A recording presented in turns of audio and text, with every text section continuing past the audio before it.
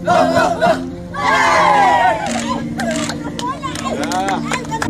Kabupaten Asmat sangat bahagia sekali. Pertama kali Pak Presiden datang di sini, sangat bahagia dan ini sungguh luar biasa buat saya sebagai perempuan Asmat.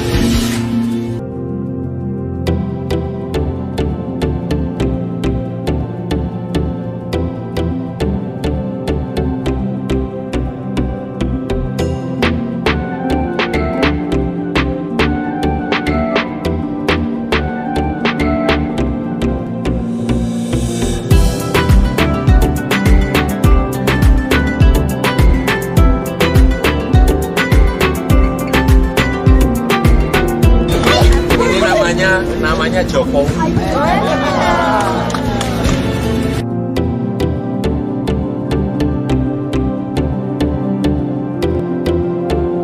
Saat saya di Papua, saya pengen sekali ke kabupaten yang namanya Nduga. Karena ada informasi yang datang ke saya, Pak, Bapak datang ke Nduga, Bapak nanti akan kaget. Lalu kenapa kaget? Ya Bapak pergi saja.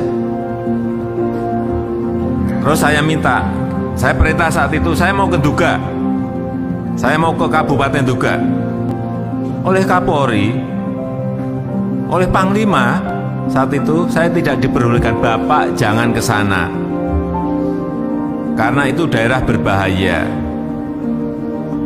daerah rawan, dan daerah yang paling rawan. Saya sampaikan saat itu, saya ingat betul, saya nggak mau tahu. Saya perintah pada Panglima dan Kapolri, saya nggak mau tahu. Pokoknya 2 hari lagi saya akan ke Nduga. Urusan keamanan itu urusanmu.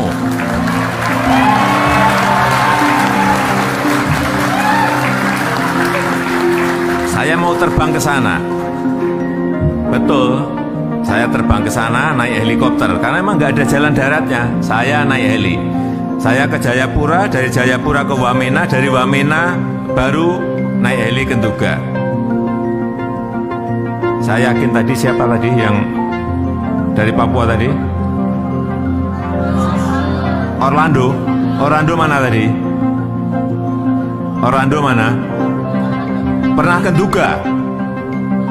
Ngaku aja, pernah ke Nduga? Ah, belum kan? Belum pernah. Ya karena memang dari Wamena saja mau ke Nduga itu butuh waktu 4 hari berjalan di tengah hutan, 4 hari 4 malam. Kalau bilang sudah, saya cek benar. Untungnya bilang belum. Dan saya percaya setelah saya sampai di Nduga, saya ke sana dengan Bu Jokowi.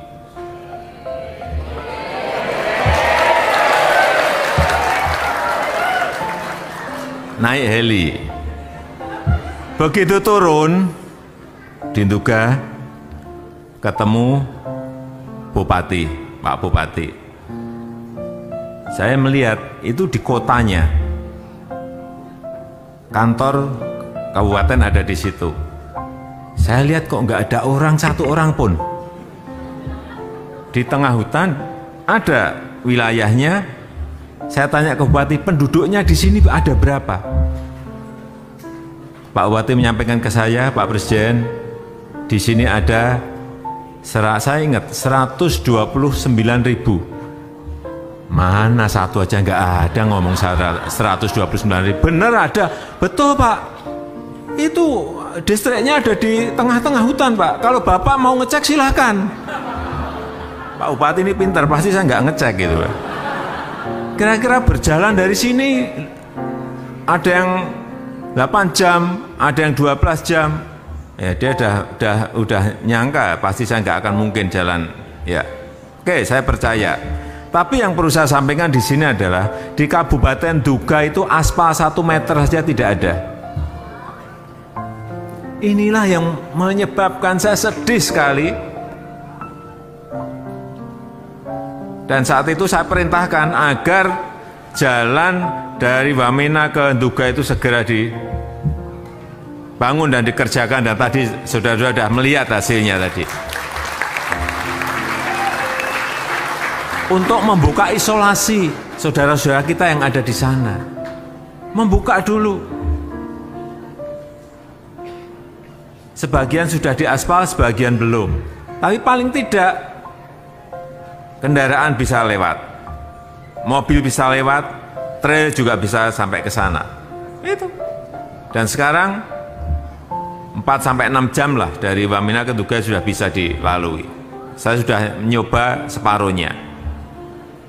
Saya minta ke Pak Bupati, ini benar ada 129.000 enggak sih penduduk yang ada di sini? Benar Pak, ada. Oke, saya tunjukkan saja tempat yang paling ramai yang ada di kabupaten ini di mana? Bisa Pak, kita ke pasar. Saya diajak ke pasar. Begitu sampai di pasar saya kaget, ternyata di situ juga ada paling-paling 60 orang saja. 60, bukan 60.000, 60 orang. Inilah kondisi apa adanya yang ingin saya sampaikan kepada Bapak Ibu dan saudara-saudara semuanya berkaitan dengan pertanyaan tadi.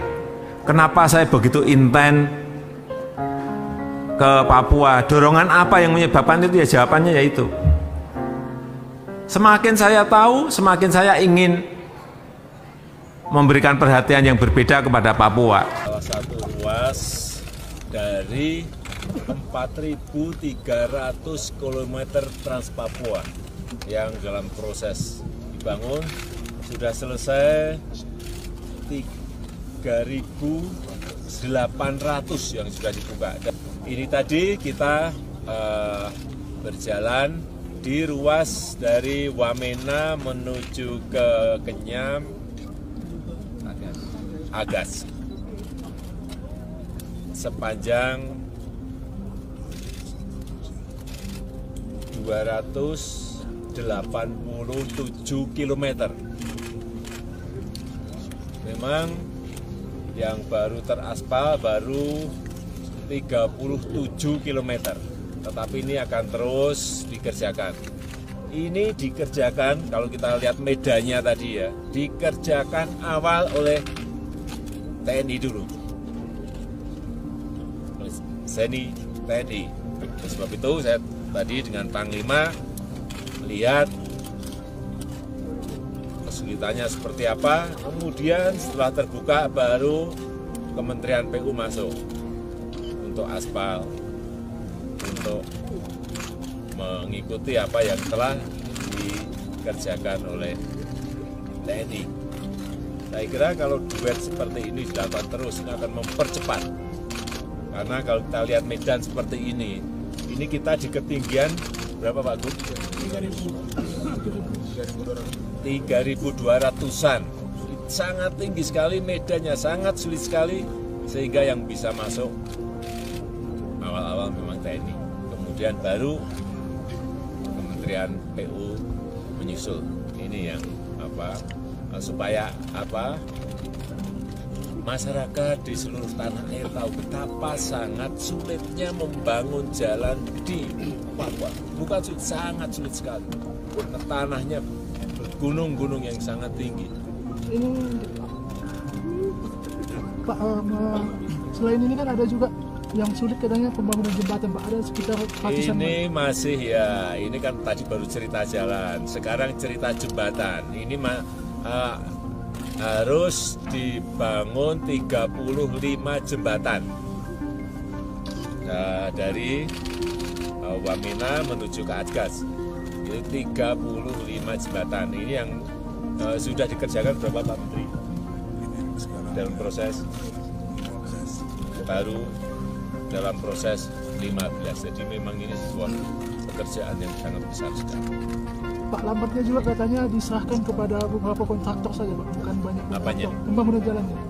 Ya tadi kan saya sampaikan di depan itu TNI, ya setelah itu aspalnya oleh Kementerian PU dan tentu saya itu artinya Pak kontraktor. Memang kalau melihat medannya seperti ini, nantinya tadi saya sudah dapat masukan dari Panglima TNI, dari Kementerian PU, memang dibagi per section gitu biar cepat.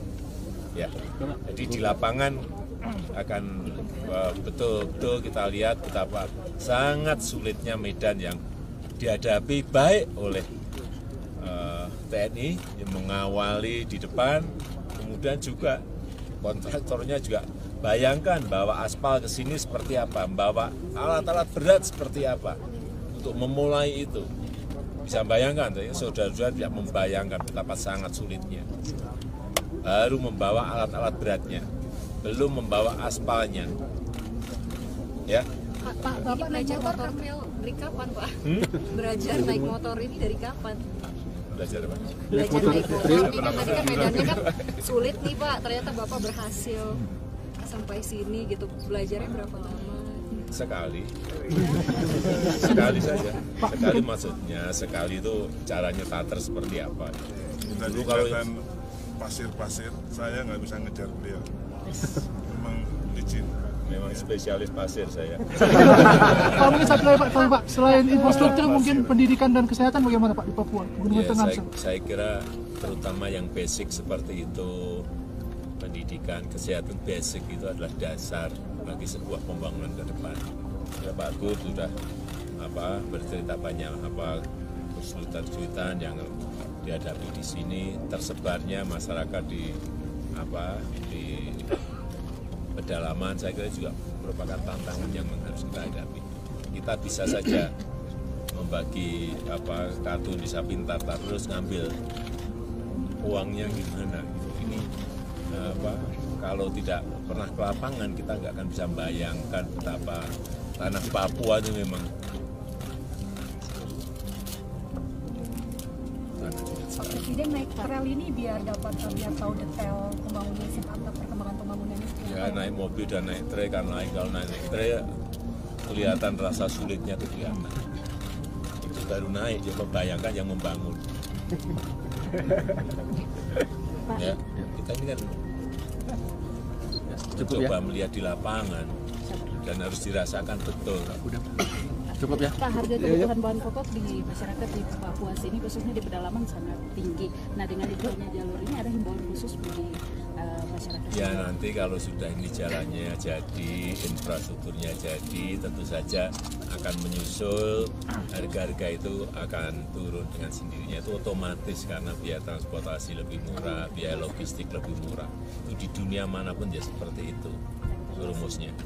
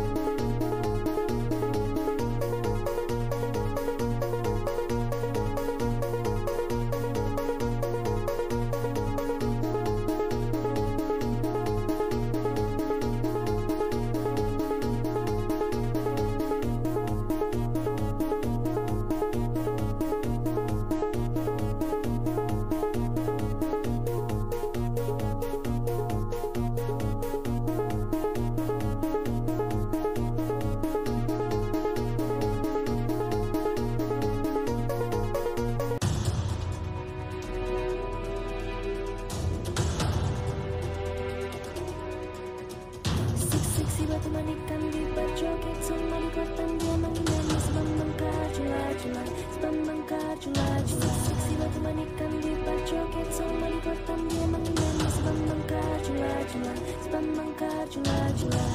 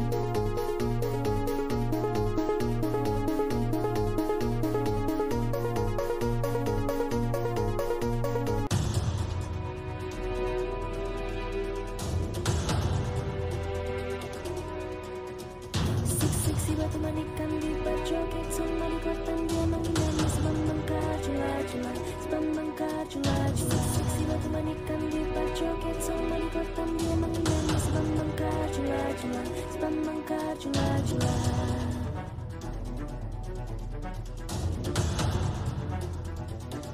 Cuplak cuplak.